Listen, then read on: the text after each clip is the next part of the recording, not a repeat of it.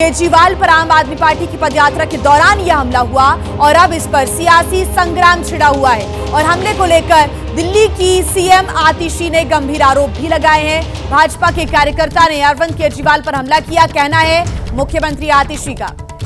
दिल्ली का चुनाव तीसरी बार हारने की बौखलाहट बीजेपी में दिख रही है। बीजेपी वालों दिल्ली के लोग ऐसी घटिया हरकतों का बदला लेंगे, ये बीजेपी के लिए आतिशी के बोल कि भाजपा वालों दिल्ली के लोग ऐसी घटिया हरकतों का बदला लेंगे।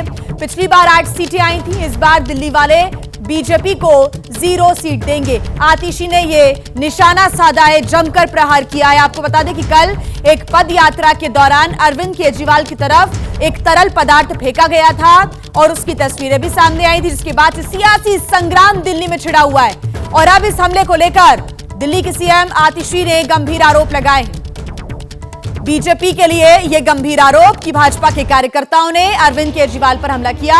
सीएम आतिशी के जो आरोप हैं सोशल मीडिया प्लेटफॉर्म एक्स के जरिए भी और सोशल मीडिया पर पोस्ट साझा कर उन्होंने लिखा है कि दिल्ली का चुनाव तीसरी बार हारने की बौखलाहट बीजेपी में नजर आ रही है। भाजपा वालों दिल्ली के लोग ऐसी घटिया हरकतों का बदला लेंगे और साथ ही पिछली बार जितनी सीट आई थी, यानी कि जितनी 8 सीटें आई थी, उतनी भी नहीं आएंगी, 0 पर ही हार जाएंगे। तो इस प्रकार की जो बातें हैं वो दिल्ली की मुख्यमंत्री आतिशी ने की है और बीजेपी पर गंभीर आरोप लगाए हैं। आतिशी का कहना है कि भाजपा के कार्यकर्ताओं ने ही दरअसल ये हमला कराया।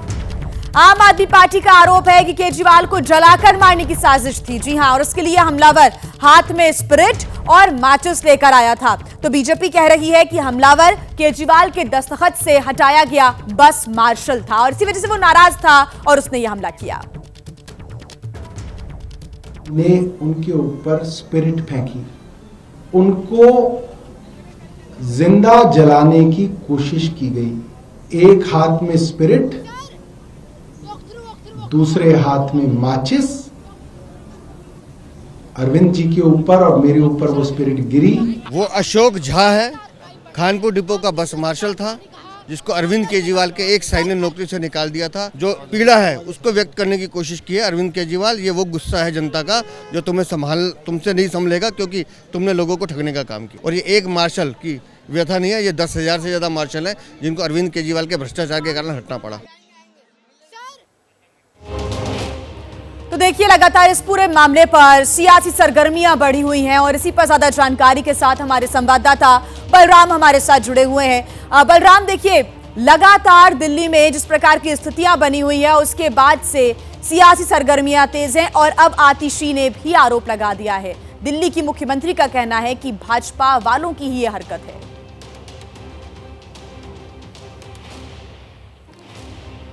बिल्कुल, देखिए, जिस तरीके से अरविंद केजरीवाल पर लिक्विड फेंका गया उसको लेकर के दिल्ली में सियासत जो है वो गर्मा गई है। लगातार आम आदमी पार्टी ये आरोप लगा रही है कि बीजेपी के इशारे पर ये पूरी घटना की गई है और अरविंद केजरीवाल को जलाने की कोशिश की गई थी। हालांकि इस मुद्दे को लेकर के चाहे संजय सिंह हो, चाहे सौरभ भारद्वाज हो या फिर दिल्ली की मुख्यमंत्री आतिशी हो, लगातार वो बीजेपी पर निशाना साधते हुए नजर आ रही हैं। उनका कहना है कि जो लिक्विड फेंका गया था वो स्प्रिट है और उसके हाथ में माचिस का बॉक्स था। वो आग लगाने की कोशिश कर रहा था, लेकिन वहां पर कार्यकर्ता मौजूद थे, दिल्ली की पुलिस मौजूद थी, जिसकी वजह से वो अपने मकसद में कामयाब नहीं हो पाया। हालांकि जब दिल्ली पुलिस ने उसे हिरासत में लिया, पूछताछ की, तो उसने बताया कि जो लिक्विड फेंका गया था वो पानी था और पुलिस ने भी इस बात की पुष्टि की है कि जो तरल पदार्थ फेंका गया था वो पानी है और वो सिर्फ अरविंद केजरीवाल का ध्यान अपनी तरफ आकर्षित करना चाहता था, क्योंकि वो पूर्व मार्शल है और कानपुर बस डिपो में वो बतौर मार्शल तैनात था। लेकिन अक्टूबर 2023 में उसकी नौकरी चली गई और लगभग 10,000 मार्शल ऐसे हैं जिनकी नौकरी चली गई। और इस मुद्दे को लेकर के भारतीय जनता पार्टी और आम आदमी पार्टी दोनों आमने सामने है, क्योंकि आम आदमी पार्टी बार बार ये कह रही है कि हमने मार्शल की नियुक्ति को लेकर के फाइल एलजी साहब के पास भेजी है, लेकिन अभी तक उन्होंने साइन नहीं किया, यानी स्वीकृति नहीं दी है। लेकिन बीजेपी ये कह रही है कि जो फाइल भेजी जा रही है मार्शलों की नियुक्ति के लिए वो कहीं ना कहीं गलत तरीके से भेजी जा रही है। उसको प्रॉपर तरीके से सिस्टम के साथ फाइल भेजी जाए और उसके बाद एलजी साहब स्वीकृति देंगे। हालांकि ये मुद्दा जब सदन की कार्रवाई दिल्ली विधानसभा की कल शुरू हुई थी तब भी ये गरमाया था और वहां पर भी आतिशी ने, जो नेता प्रतिपक्ष हैं ब्रजेंद्र गुप्ता, उनके सामने ये प्रस्ताव भी रखा था कि अगर वो मार्शलों की फाइल साइन करा देते हैं, यानी उनकी स्वीकृति दिला देते हैं एलजी साहब की, तो वो उनके लिए चुनाव प्रचार भी करेंगे। तो यानी कहीं ना कहीं जिस तरीके से मार्शल की नियुक्ति को लेकर के सियासत दिल्ली के अंदर हो रही है, क्योंकि हाल ही में विधानसभा चुनाव है, तो ऐसे में कोई मुद्दा, चाहे वो भारतीय जनता पार्टी हो या आम आदमी पार्टी हो, वो छोड़ना नहीं चाहती है। लेकिन जिस तरीके से कल अरविंद केजरीवाल के ऊपर हमला हुआ, उसको लेकर के अब आम आदमी पार्टी पूरी तरह से भारतीय जनता पार्टी को घेरने की कोशिश कर रही है। और आतिशी ने तो यहाँ तक कह दिया है कि अगर पर लगाए जा रहे हैं। बलराम पांडे, आप हमारे साथ बने रहिएगा। दिव्यांकर त्रिपाठी भी हमारे साथ जुड़ गए हैं, उनसे हम जानेंगे कि क्या जांच चल रही है और जो आरोपी हिरासत में लिया गया है उसके द्वारा पुलिस को क्या बताया गया है। लेकिन उसके पहले एक बड़ी खबर यह कि बीजेपी के सांसद मनोज तिवारी ने आम आदमी पार्टी के आरोपों को सिरे से खारिज कर दिया है। उन्होंने कहा है कि केजरीवाल पर हमला करने वाला पूर्व मार्शल आम आदमी पार्टी की सरकार से नाराज था, इसी वजह से यह हमला हुआ। मौजूद हैं दिल्ली से सांसद मनोज तिवारी जी। मनोज जी, एक व्यक्ति जो है वो पानी फेंक देता है अरविंद केजरीवाल के ऊपर, बीजेपी से कायराना हमला बता रही, आम आदमी पार्टी से कायराना हमला बता रही है।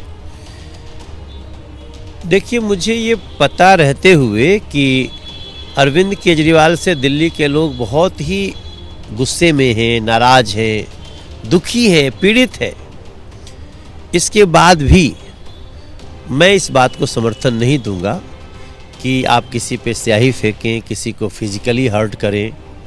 हम भारतीय जनता पार्टी इसके पक्ष में नहीं है। हमें पता है, अभी जो समाचार आया है उसमें कोई बस मार्शल था जिनको नौकरी पे रख के ये लोग हटा दिए। हालांकि अभी ये भी जांच का विषय है कि वो व्यक्ति फेंकने वाले कौन है, कहीं अरविंद केजरीवाल ने ही तो नहीं फेंकवा लिए हैं। ये सब भी संभावनाएं हैं ड्रामा की। हाँ, ये लोग तो ड्रामा के तो चरम पे है ना, ड्रामा के किंग हैं ये लोग। तो क्या होगा, इसकी जांच होनी चाहिए।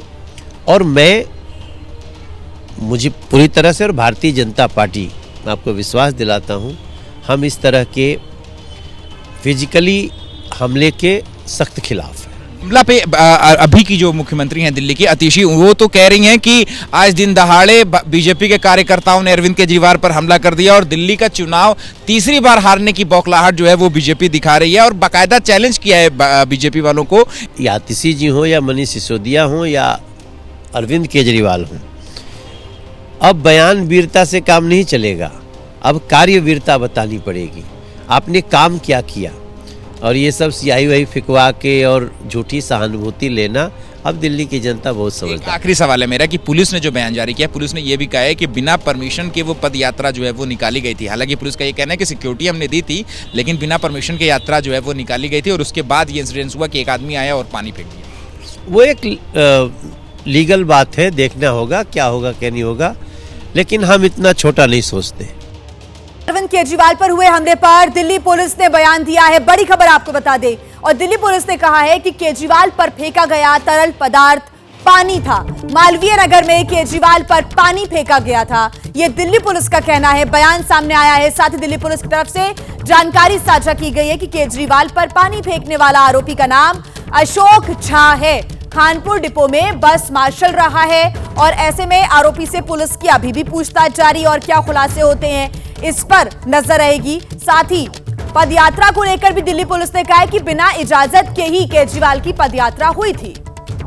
दिव्यांकर हमारे साथ जुड़े हुए हैं, दिव्यांकर तिवारी हमारे साथ जुड़े हुए हैं। दिव्यांकर, फिलहाल इस पूरे बयान को लेकर और क्या जानकारी मिल रही है? पुलिस ने ये बड़े खुलासे किए हैं कि बस मार्शल तैनात था ये आरोपी, और उसके बाद जो आम आदमी पार्टी आरोप लगा रही थी कि ये स्पिरिट है, जबकि दिल्ली पुलिस कह रही है कि पानी फेंका गया था। जी बिल्कुल, देखिए, शुरुआती जो जांच है उसमें पुलिस ने साफ तौर से इस बात की पुष्टि की है कि जो पानी फेंका गया अरविंद केजरीवाल के ऊपर, जो फेंकने की कोशिश की गई, वो पानी था। और अगर बात करें तो ये जो पदयात्रा है जो बिना परमिशन के पुलिस की ओर से जानकारी निकल कर आई है, उसमें ये पदयात्रा चोपल सावित्री नगर से मेघना मोटर्स तक निकाली जा रही थी। और ठीक शाम के तकरीबन 5:50 पर अरविंद केजरीवाल के ऊपर अशोक झा ने पानी फेंकने की कोशिश की, और जिसके बाद उसे जो वहां पर पुलिसकर्मी थे उन्होंने वहां से उसे डिटेन किया, और जिसके बाद मालवीय नगर पुलिस स्टेशन जहां पर हमारी मौजूदगी है यहां पर उसको लेकर आया गया है। और जिसके बाद लगातार इस पूरे मामले को लेकर पूछताछ जारी है। हालांकि इस पूरे मामले की अगर बात करें तो लगातार जो आरोप प्रत्यारोप का दौर है वो देखने को मिल रहा है। अब बीजेपी की ओर से इसे आम आदमी पार्टी की डर्टी ट्रिक्स डिपार्टमेंट का मोहरा जो आरोपी पकड़ा गया अशोक झा उसे बताया जा रहा है। वहीं आम आदमी पार्टी इसे साफ तौर से अशोक झा को बीजेपी का सदस्य बता रही है। एक पर्ची जो सदस्य अभियान के तहत बीजेपी की ओर से जारी की जाती है उसको भी आम आदमी पार्टी की ओर से जारी किया गया, और ये दिखाने की कोशिश की गई कि जो अरविंद केजरीवाल के ऊपर बीते रोज पानी या फिर आम आदमी पार्टी के नेता लगातार ये कह रहे हैं कि उनको जलाने की कोशिश की गई, वो व्यक्ति जो है वो बीजेपी का गुंडा है। लेकिन इन सब के बीच अगर बात करें तो लगातार जो जिस तरह की घटनाएं हैं या फिर विरोध है वो अरविंद केजरीवाल की पदयात्राओं में देखने को मिल रहा है। बीजेपी इसको लेकर ही अरविंद केजरीवाल और उनके कामकाज को लेकर सवाल खड़ा करे, लेकिन इन सब के बीच जिस तरह से बस मार्शल का मुद्दा लगातार दिल्ली के सियासी गलियारों में अब चर्चा का विषय बना हुआ है, जिस तरह से उनकी नौकरियां गई और जिसके बाद बीते रोज जो घटना हुई उसको लेकर बीजेपी भी बस मार्शलों के साथ एक तरह से खड़ी होती हुई नजर आ रही है। लेकिन तमाम सारी सियासत के बाद अगर बात करें तो जो अशोक झा है वो फिलहाल मालवीय नगर पुलिस थाने में है, और पुलिस लगातार उससे इस पूरे मामले को लेकर पड़ताल कर रही है। और आगे आने वाले कुछ घंटों में बात करें तो या फिर कुछ दिनों की बात करें तो क्या कुछ निकल कर इस पूछताछ में आएगा, सामने आएगा, क्या क्या वजह थी जिसके बाद उसने बस मार्शल जो पहले डीटीसी खानपुर बस डिपो में काम करता था उसने किन वजहों से अरविंद केजरीवाल के ऊपर पानी फेंकने की कोशिश की, क्या सिर्फ ध्यान आकर्षित करना था या फिर होगा। लेकिन ये जरूर है कि इस पूरे मामले को लेकर आम आदमी पार्टी और बीजेपी आमने सामने है, गंभीर आरोप एक दूसरे के ऊपर लगाए जा रहे हैं। आम आदमी पार्टी के विधायक नरेश बालियान की आज कोर्ट में पेशी होनी है। दिल्ली पुलिस की क्राइम ब्रांच द्वारका कोर्ट में पेश करेगी। आपको बता दें कि दोपहर में द्वारका कोर्ट में पेश करेगी पुलिस नरेश बालियान को। इस मामले को लेकर भी दिल्ली में सियासी संग्राम छिड़ा हुआ है। आम आदमी पार्टी और बीजेपी के बीच में लगातार जुबानी जंग तेज हो चुकी है। आम आदमी पार्टी के विधायक नरेश बालियान की गिरफ्तारी हुई तो उसके बाद से आम आदमी पार्टी की तरफ से तमाम तरह के आरोप लगाए गए। हालांकि ये नरेश बालियान की तरफ से भी कहा गया कि इसको लेकर पहले ही कोर्ट की तरफ से कहा जा चुका था कि ये फेक न्यूज है, फेक खबर है, और इसको हटाने की बात भी सामने आई थी। लेकिन उसके बावजूद भी ये बीजेपी की डर्टी पॉलिटिक्स है, इस प्रकार की बातें आम आदमी पार्टी लगातार कर रही है।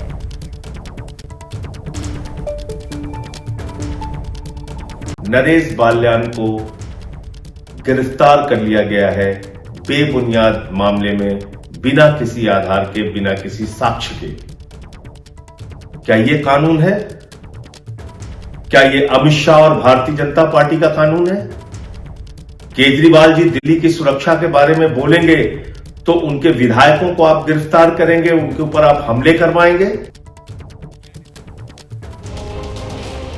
और ज्यादा जानकारी के साथ हमारे संवाददाता वरुण जैन हमारे साथ जुड़ गए हैं। वरुण, नरेश बालियान की आज पेशी होनी है कोर्ट के अंदर, लेकिन उसके पहले सियासी संग्राम भी छिड़ा हुआ है। क्या कुछ होगा आज, विस्तार से बताएं। देखिए, बिल्कुल जो सियासत है इस पूरे मामले पर तो चल ही रही है, लेकिन पैरेलली क्राइम ब्रांच अपनी इन्वेस्टिगेशन कर रही है। आरके पुरम के क्राइम ब्रांच के दफ्तर के बाहर मैं मौजूद हूँ। नरेश बालियान को यहाँ पर रखा गया है। कल शाम को उन्हें पूछताछ के लिए बुलाया था। जब उन्होंने जो सहयोग है वो पूछताछ के अंदर, इन्वेस्टिगेशन के अंदर नहीं किया तो क्राइम ब्रांच ने उन्हें गिरफ्तार कर लिया। एक ऑडियो है जो कि क्राइम ब्रांच के हाथ लगा है। कथित तौर पर आरोप यह है कि जो आम आदमी पार्टी के विधायक हैं नरेश बालियान, वो एक बड़े गैंगस्टर्स के साथ बातचीत कर रहे हैं कि कैसे एक बिजनेस से पैसा एक्सटॉर्ट किया जाए। कथित तौर पर जो ये ऑडियो है वो बीजेपी की तरफ से भी रिलीज किया गया था। उसकी सत्यता क्या है उसकी हम पुष्टि नहीं कर सकते, लेकिन पुलिस की जब जांच होगी, फॉरेंसिक जांच होगी उस ऑडियो की, तब चीजें साफ हो जाएगी। लेकिन जिस तरीके से जो आम आदमी पार्टी के विधायक नरेश नरेश बालियान का, उस बड़े गैंगस्टर जिसका नाम कपिल सांगवान उर्फ नंदू बताया जा रहा है, लंदन के अंदर रहकर वो अपना एक्सटॉर्शन गैंग चला रहा है। 20 से ज्यादा दिल्ली में उसके ऊपर मुकदमे हैं। 2023 में भी बीजेपी के एक बड़े नेता की उत्तम नगर इलाके के रहने वाले उनकी हत्या का उस पर आरोप लगा था। 2024 में आपने देखा बहादुरगढ़ के अंदर भी एक बड़े नेता नफे सिंह की हत्या हो गई थी, उसमें भी कपिल सांगवान का नाम सामने आया था। तो इस गैंगस्टर के साथ आम आदमी पार्टी के विधायक नरेश बालियान का जो गठजोड़ है वो कहीं ना कहीं ऑडियो से साबित होता हुआ नजर आ रहा है और पुलिस उसी की जांच कर रही है। और इसी मामले में एक 2023 में एफआईआर दर्ज की थी, उसी को लेकर क्राइम ब्रांच ने कल पूछताछ की और अब नरेश बालियान को गिरफ्तार कर लिया है। बात कर लेते हैं उत्तर प्रदेश के संभल की, जहां पर हिंसा कैसे हुई थी, क्या वजह थी, आखिर 24 नवंबर को संभल में हुआ क्या था, इन सभी सवालों के जवाब खोजने की अब तैयारी है। और बड़ी खबर यह है कि आज न्यायिक जांच आयोग की टीम संभल पहुंचने ही वाली है। जांच आयोग की टीम संभल हिंसा की जांच करने के बाद अपनी रिपोर्ट 2 महीने के अंदर सीएम योगी आदित्यनाथ को देगी। तो वहीं 10 दिसंबर तक संभल में नेताओं के जाने पर बैन लगा दिया गया है। पूरे 10 दिन का बैन होगा। कोई भी बाहरी व्यक्ति या नेता संभल में एंट्री नहीं कर सकेगा। प्रशासन ने नोटिस जारी कर साफ साफ कह दिया है कि अभी बाहरी लोगों की संभल में एंट्री बैन है, एंट्री नहीं हो सकेगी।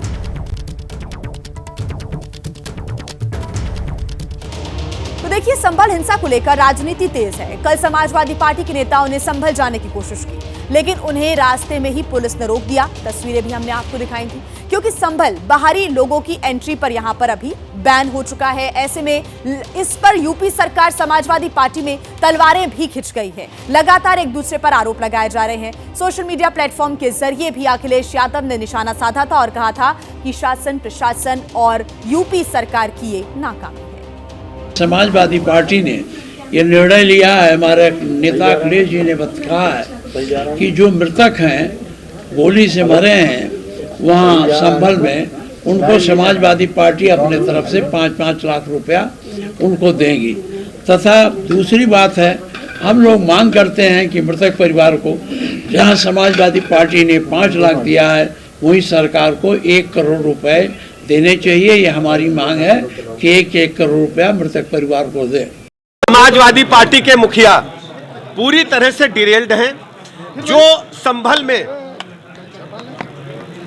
दंगा हुआ है, संभल में जो गड़बड़ी हुई है, संभल में जो अपराधी हैं सब के सब समाजवादी हैं और वो उनके कुकृत्यों को ढकने का काम कर रहे हैं। हमारी सरकार की प्रतिबद्धता है कि हम संभल सहित पूरे प्रदेश में लाइन ऑर्डर को मेंटेन करेंगे। किसी भी व्यक्ति को कानून से खिलवाड़ करने की अनुमति नहीं है। और आइए अब सीधा संभल आपको लिए चलते हैं। हमारे संवाददाता उबैदुर रहमान हमारे साथ जुड़े हुए हैं।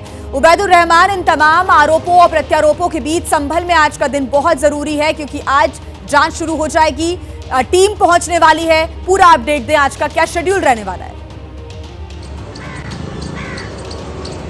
देखिए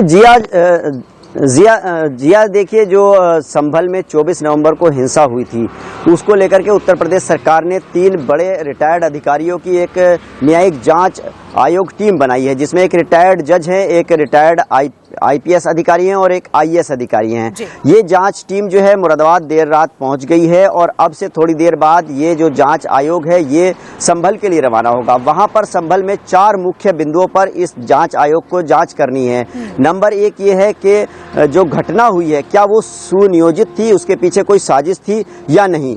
दूसरा, जो वहां पर पुलिस के बंदोबस्त थे, सुरक्षा व्यवस्था के, वो ठीक थे या नहीं। और तीसरी बात यह है कि जो साजिश हुई है, उस जो हिंसा हुई है वो उसके कारण क्या थे, क्या वजह रही, किन हालात में ये हिंसा हुई और ऐसे हालात क्यों बने। और चौथा और आखिरी पॉइंट ये रहेगा जांच आयोग के सामने कि इस तरह की हिंसा भविष्य में कोई ना हो, उसके लिए क्या उपाय होने चाहिए। तो 4 मुख्य बिंदु हैं जिन पर जांच करनी है और जो जांच आयोग है वो अपनी रिपोर्ट बनाएगा और उसके बाद वो सबमिट करेगा। तो आज का दिन संभल के लोगों के लिए, संभल की घटना को लेकर के बहुत अहम है, क्योंकि आज अब से थोड़ी देर बाद मुरादाबाद के सर्किट हाउस से जो है ये जांच आयोग की टीम के जो सदस्य हैं वो सुरक्षा के साथ में जाएंगे संभल और वहाँ पर घटना स्थल का जायजा लेंगे और वहां के जो ये 4 बिंदु मैंने बताए उस पर जांच करेंगे। देर रात उनसे जो जांच आयोग के सदस्य आए हैं उनसे मुरादाबाद मंडल के कमिश्नर आंजनेय कुमार सिंह और मुरादाबाद रेंज के डीआईजी मुनिराज जी ने मुलाकात की है और जो घटना हुई है उसके बारे में उनको बताया है कि क्या हालात थे, किस वजह से, और पुलिस और प्रशासन को क्या लगता है कि क्या कारण रहे हैं। बड़ी खबर आपको बता दें, तेलंगाना छत्तीसगढ़ सीमा पर मुठभेड़ की जानकारी मिल रही है और इस मुठभेड़ में 7 माओवादी ढेर कर दिए गए हैं। चलपाक के पास जंगल में ये मुठभेड़ हुई है। बड़ी खबर इस वक्त आपको बता रहे हैं, माओवादियों और सुरक्षा बलों के बीच ये मुठभेड़ हुई है तेलंगाना छत्तीसगढ़ सीमा पर, जिसमें 7 माओवादियों को ढेर कर दिया गया है। चलपाक के पास जंगल में ये मुठभेड़ हुई।